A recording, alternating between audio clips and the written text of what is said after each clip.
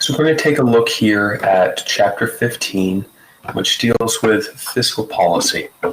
Fiscal policy is really just the two tools that the government has at its disposal to manipulate spending in our economy.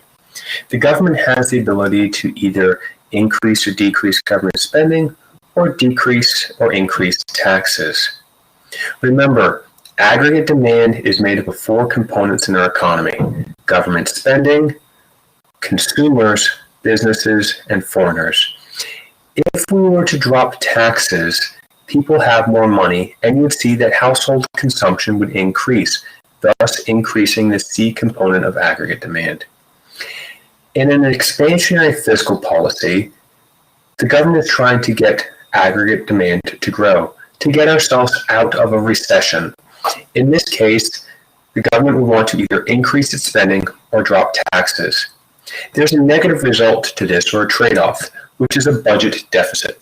There are other results as well that we'll take a look at. Graphically, what this would look like, on the ADAS, you have our economy in this recession with really low levels of GDP, far below our potential level at YF.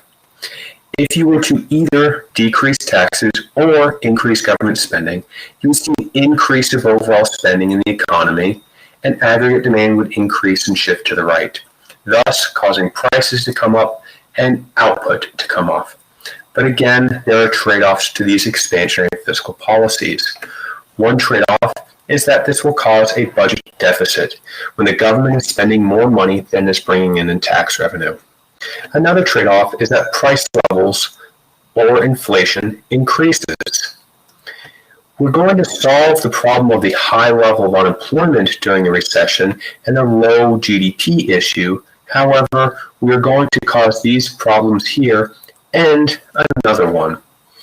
Because the government is spending more money than is bringing in tax revenue, the government is going to need to borrow money. They're going to demand loanable funds. And as we saw from earlier chapters, when there's greater amount of demand for something, this is going to cause the cost of it or the price of it to go up. Remember, interest is the cost of borrowing money. If the government is going to demand more of these loanable funds, it's going to cost more to borrow those loanable funds, and interest rates will rise. When interest rates increase, which is the cost of borrowing money, when these increase, businesses and consumers are going to borrow and spend less. If businesses and consumers spend less, that means there's going to be a drop in I sub G and a drop in C, which are components of aggregate demand, causing aggregate demand to come down a little bit. This is counterintuitive. Remember, the government was trying to stimulate aggregate demand and stimulate growth by all this spending. But as a consequence, it caused interest rates to go up and AD to come back down just a little bit. But because the increase in interest rates doesn't cause spending to completely go away, AD will only decrease a portion of what it increased from the expansionary fiscal policy. Graphically, it's drawn here. If we were to start off at this position at AD1 in that big recession, then we used expansionary fiscal policy, that dropping of taxes or increasing of government spending. It would have increased aggregate demand to this position here at AD2. But because that expansionary fiscal policy caused interest rates to increase, there is a crowding out effect. We're crowding out the interest-sensitive spending by businesses and consumers. We have the expansionary fiscal policy that brings up AD to AD2, but then we're going to see that interest rates at the same time are going up, causing less interest-sensitive spending and causing AD to come back down just a little bit, illustrated here. Please note that AD3 is still showing a greater amount of GDP than AD1. And this is why the government will continue to use expansionary fiscal policies to get out of a recession. We understand that aggregate demand will come down a little bit, but we're still better off than when we started. There is yet another issue with expansionary fiscal policy besides crowding out. This issue is known as the net export effect. The net export effect starts the same exact way that crowding out does. We see that the economy is in a recession, so the government decides to increase spending and cut taxes, which creates this budget deficit. We use this expansionary fiscal policy. On the AP exam, they could signal this by using any of these four terms. Any of these four here will yield to or cause both simultaneously an increase in aggregate demand and an increase in the demand of loanable funds. These are not independent. They happen at the same time. This increase of aggregate demand will cause that increase of real GDP and a drop in unemployment. It will cause price levels to increase and inflation to increase. But at the same time, the demand for loanable funds increases. And as we showed before, when the demand of loanable funds increases, so you demand more of something, it should cost more to get it. Interest rates will rise. If interest rates go up, you are going to see that the value of a country's currency will increase. And then, because the value of a country's currency is increased, their net exports will decrease and their current account will decrease. Let me explain why. Let's pretend that interest rates in the European Union, this is my European Union block here, let's pretend that interest rates in the European Union are at 3%.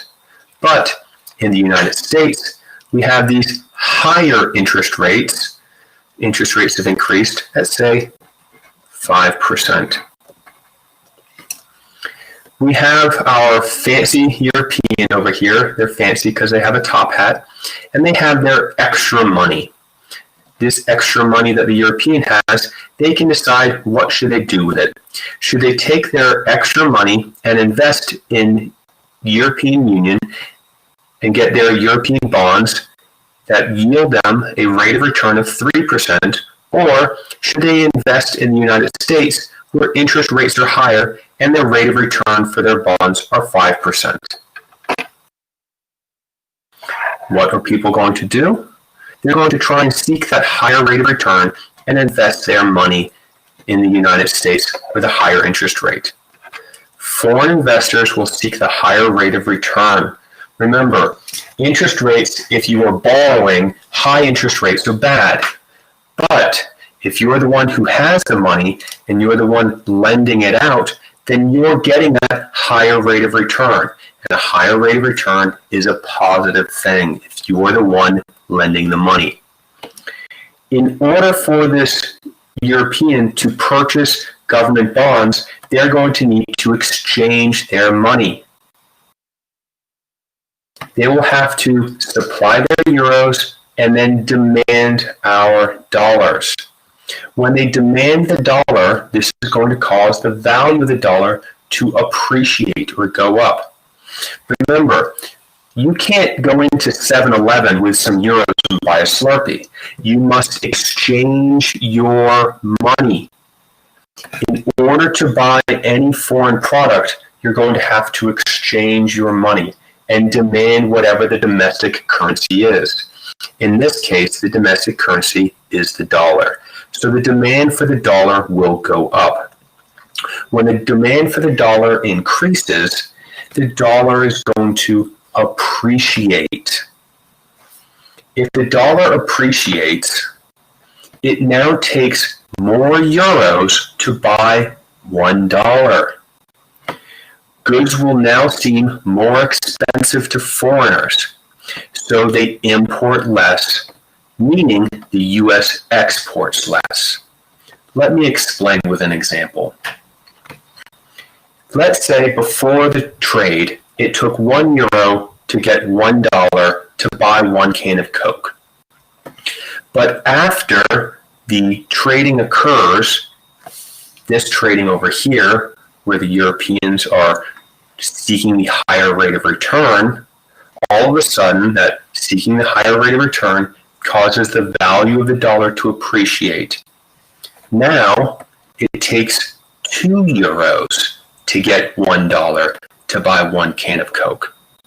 Please notice that the can of Coke is still $1. The Coke price did not change, but to the foreigner, it did. So the foreigners are going to buy less Coca-Cola, meaning that the United States will export less Coca-Cola. And because X sub n is one of the components of aggregate demand, when X sub n decreases,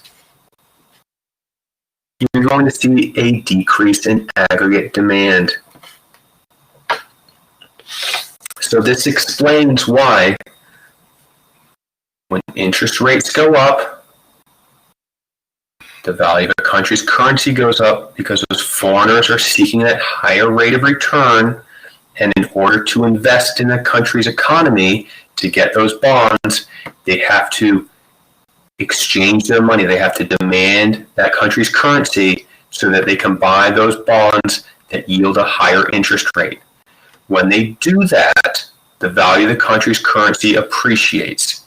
And once the value of the country's currency appreciates, that country's products seem more expensive. And therefore, that country will have less exports. We'll talk about the current account in the next couple of chapters here.